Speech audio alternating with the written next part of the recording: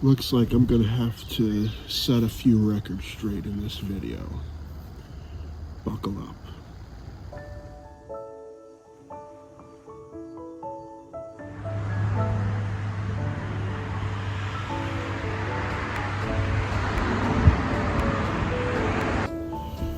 What's up, everybody? We alive. Yet another day above soil. It's been a minute since we've ventured off the beaten path. Y'all may have noticed that I've started to make desserts that derive from the Jewish population. I've made a Jewish apple cake. I've made mandel bread. Just recently, y'all have seen me make hamantash, and of course, I screwed up the first batch, but I improved. I think that's all that matters. And they tasted good. They even tasted good the first time around. It just didn't get frozen that much. But ladies and gents, before I make more Jewish baked goods or just baked goods in general, I figure that I set records straight. I make sure that things are copacetic with everyone around me, and that I tell you some of the reasons and the methodologies of why I'm doing what I'm doing. So at this time, I'm appreciating nature. I'm hearing the wind rustle through the leaves. I'm hearing the birds chirp as the season of spring is beginning and the green foliage is in full bloom. It's a little bit nippy outside, but it's beautiful. It's beautiful around us, and I want to take this opportunity to enjoy the fresh air as I breathe in and breathe out the inhibitions. So without further ado, let's get into the meat and potatoes of today's conversation and talk about why me, as a gay black man, is deciding to make Jewish baked goods and sharing them in the community.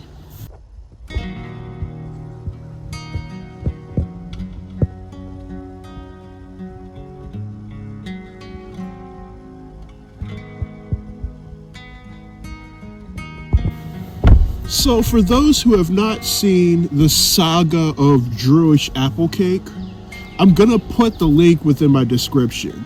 You may want to watch that video as a prerequisite to the one right now. So you can do this one of two ways. Either you could stop this video right now and then go to the saga of Jewish apple cake, or you could be a rebel and you could just, I don't know, keep playing this video. If you're like that, I would probably appreciate you. I like you. You got spunk. But if you gonna be like that, you're gonna need to clear their ears up and you're gonna need to listen. So I get to this Christmas party from one of my bowling people, and they brought the ham, they brought turkey, they brought greens, beans, potatoes, tomatoes, all that other stuff. And then about a few minutes later, there was a Jewish lady who came in, and there was a dessert in a glass container, a very ornate glass container. Her hands were perfectly manicured. I could see that they were freshly painted. She looked like one of those hand models you'd see in GQ magazine or one of Oprah's magazine with a ring and a watch. Her hands were impeccable. And she put this container, this glass coveted container, in the center of a table like if it was a crown jewel. She was doing all of this like she knew what she was doing.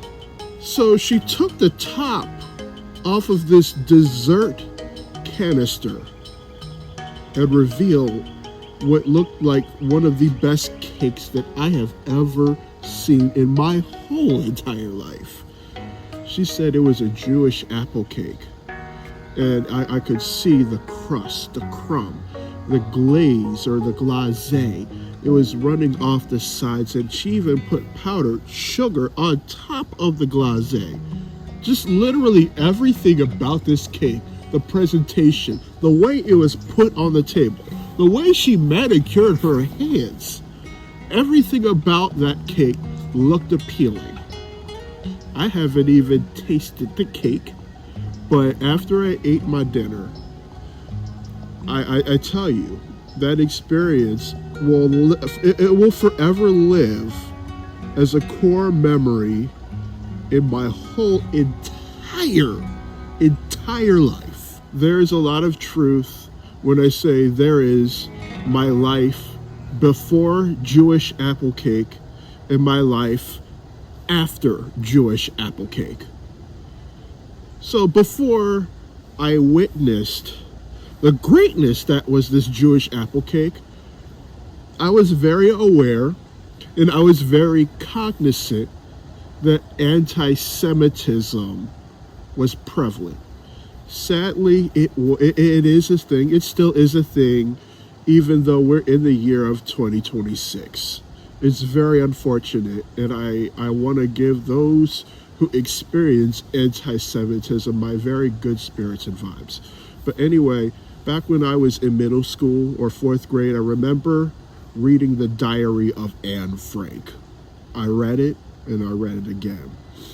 And then I went to Mount St. Joseph High School when I was in the sophomore year, my second year. I read a book called Night by Elie Wiesel.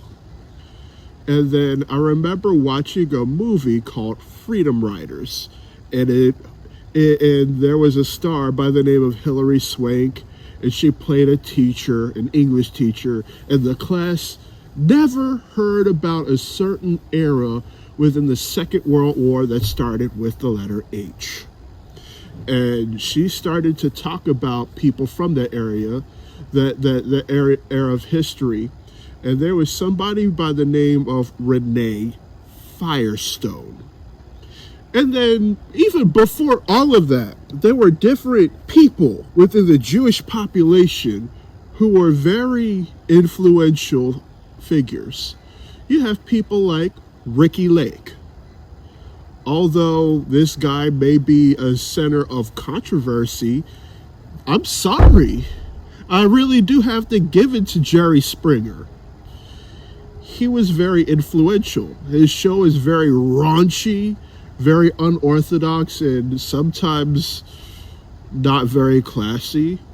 But how Jerry Springer sometimes settled disputes was classy and sometimes very humorous. So I really do have to give it to Jerry Springer. And then you have people such as Seinfeld. Now, in about a couple of days, 3 days, y'all are going to see me make babka. And there was this episode of Seinfeld where he went into a Jewish bakery and he was trying to get the last chocolate babka. Of course, they had a couple of cinnamon babkas, but they wanted the chocolate babka. Somebody else got it. And then he was talking about the black and white cookie and how it was like a yin and a yang. Yes, all of these different situations help to influence my thoughts on the Jewish community. And I also have a lot of family friends who are from the Jewish community as well, especially where I live right now.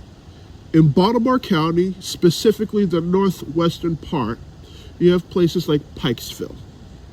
You have Randallstown, and sometimes Reisterstown and Oaks Mills. There's little pockets of people who are Jewish. And then you go into Baltimore City, there's neighborhoods such as Cross Country, Cheswood. If I have pronounced that incorrectly, please correct me. So you also have Glen, you have Falstaff. Those areas in the very northwestern tip of Baltimore City. Yes. So there's definitely a lot of people who are Jewish who live around me. And there's a lot of people who are Jewish who are a part of my life. Yes.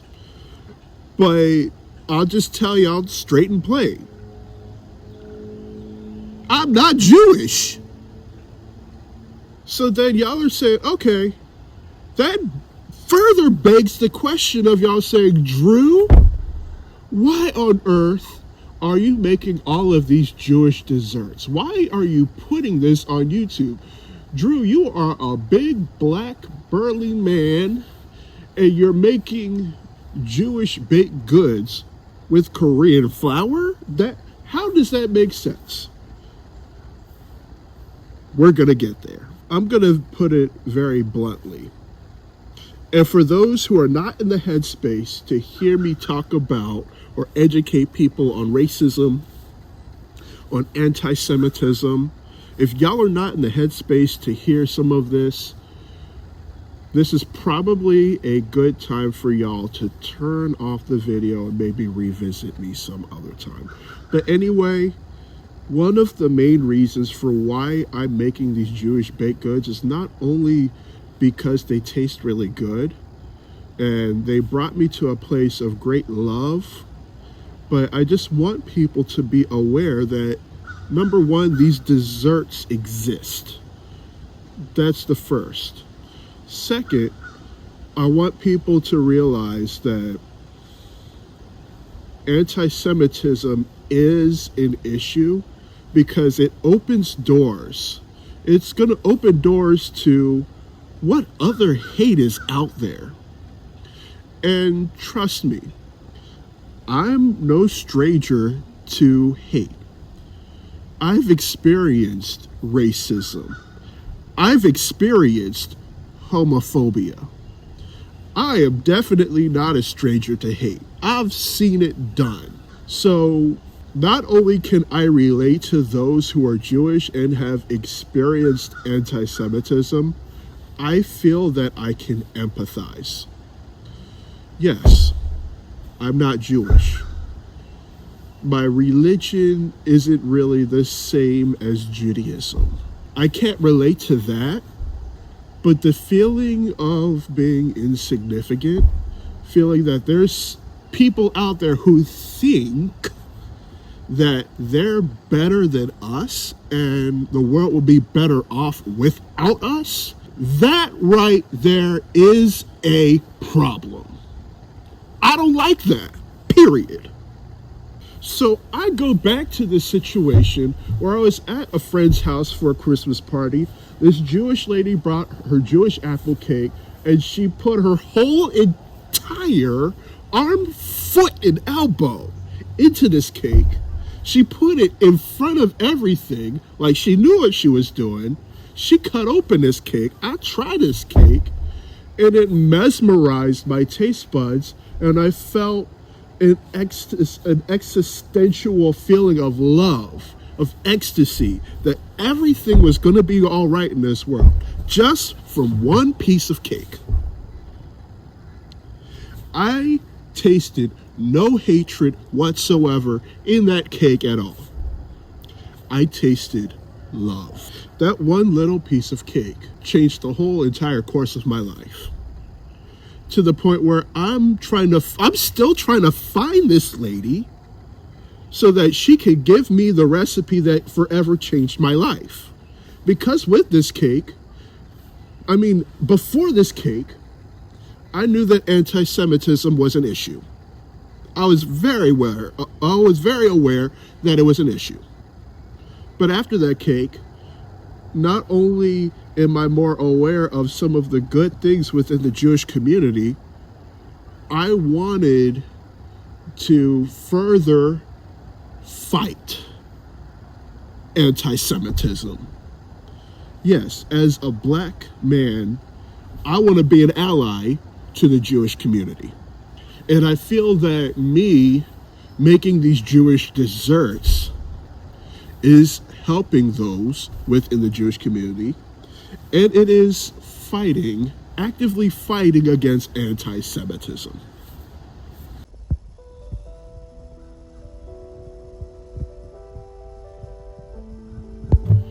So let me break down what anti-Semitism is.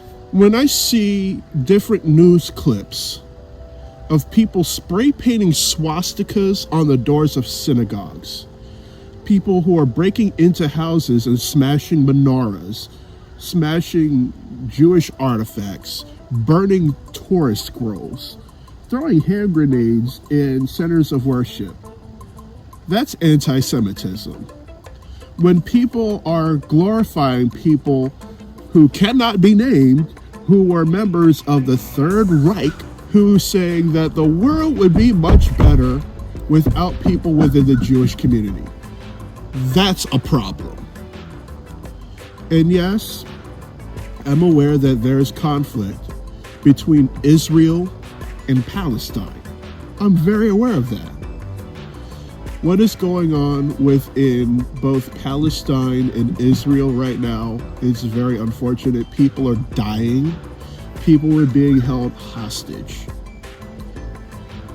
I could very well be an ally to those from Palestine, and I will be an ally for those in Palestine. I want to be an ally to anyone who is trying to make a positive impact on this green and blue earth. Don't nobody get that twisted. Palestine, I see y'all.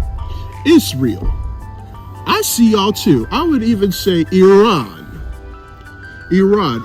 all the people in the Middle East, I see y'all.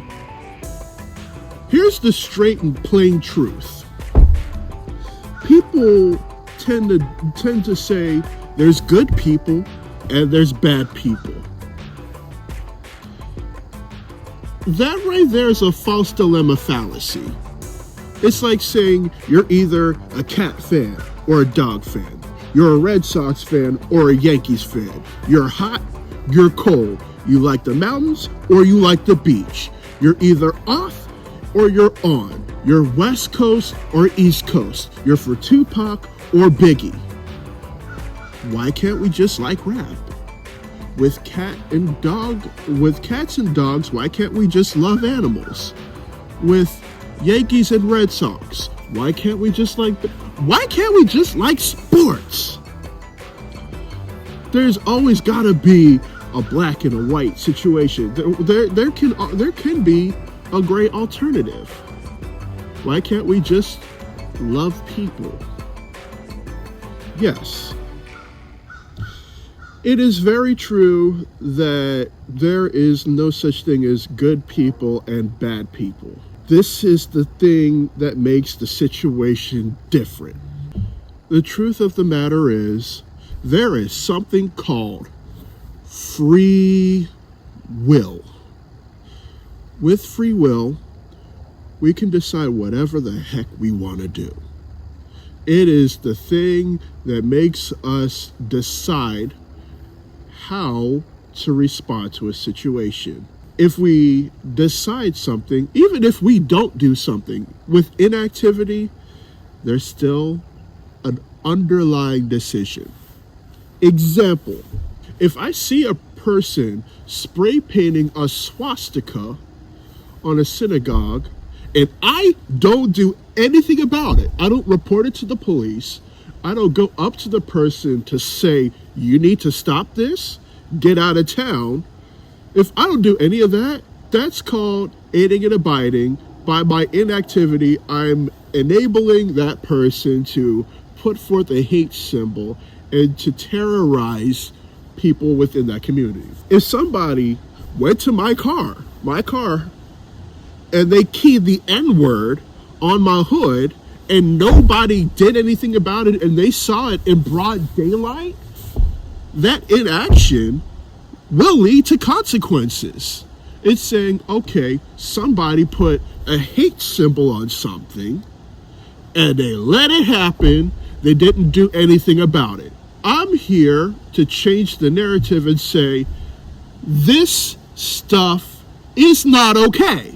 I don't know if people out there are wearing tinfoil hats or they're burying their head in the mud, in the sand like an ostrich. But lately, I've been seeing way too much messages of hate on the news.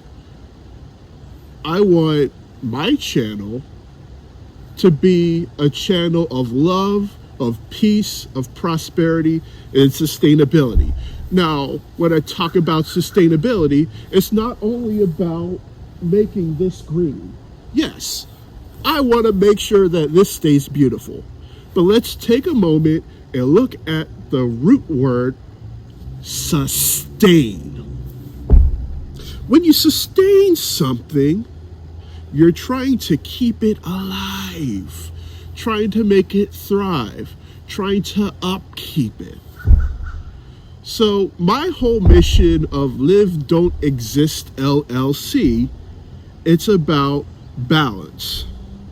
It's about creativity. It is also about sustainability. More than just sustaining the green and blue earth, I want to help sustain your wallet.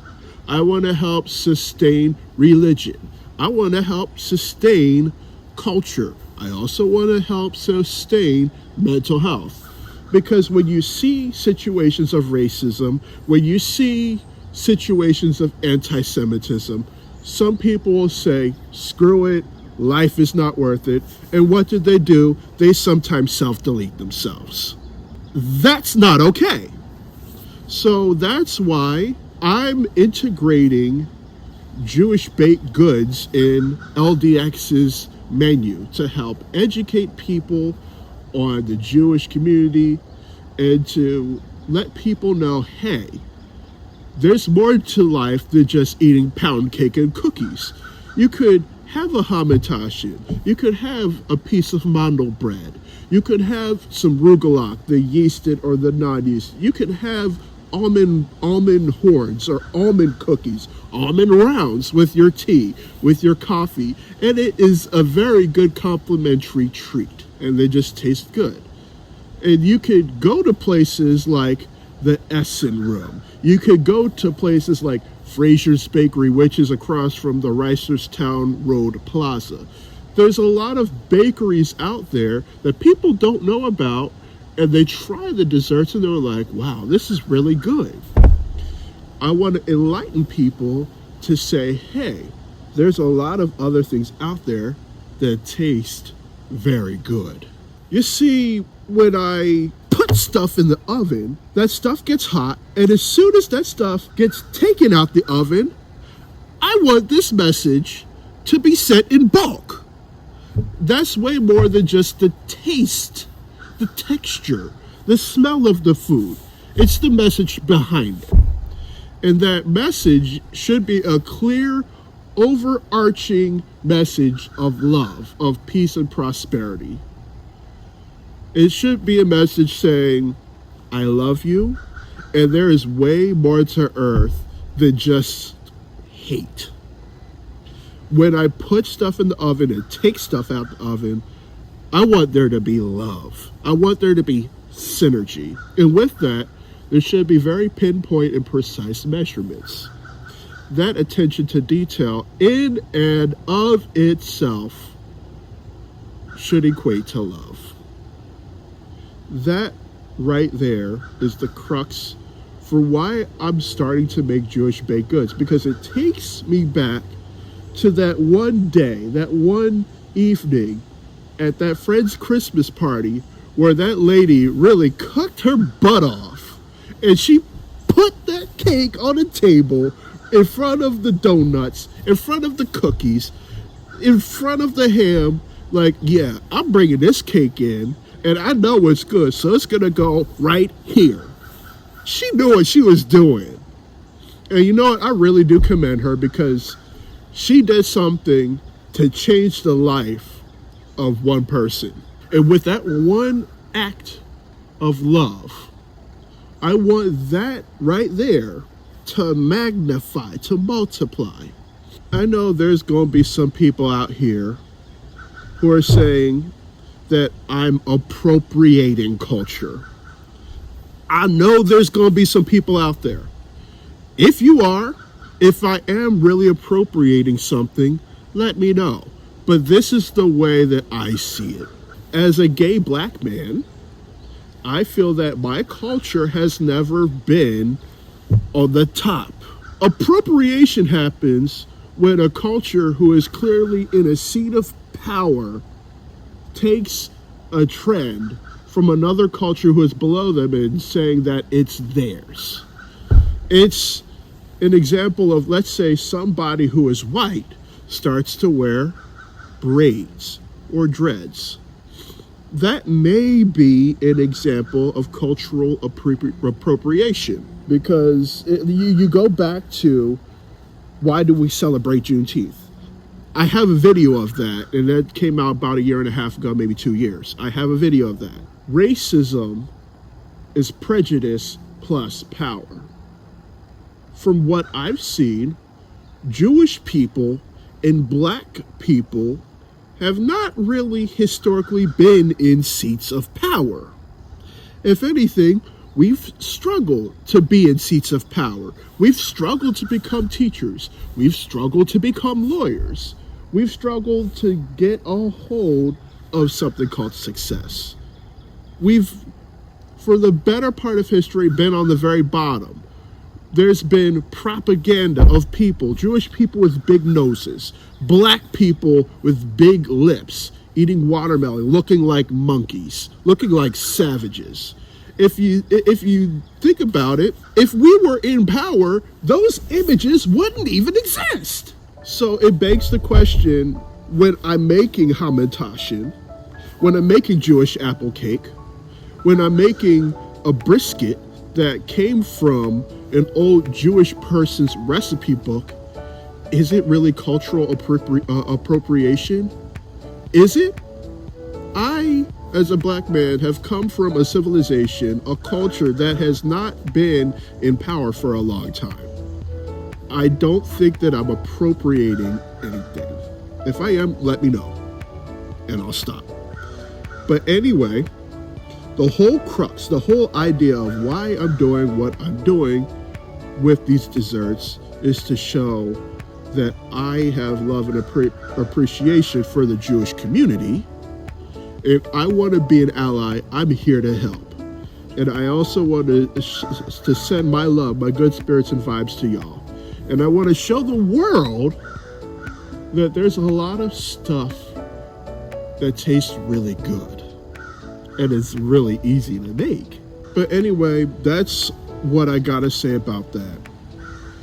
We've ventured very well off the beaten path today, and we're definitely going to do it again, because that's one of the things that I really like doing on this channel.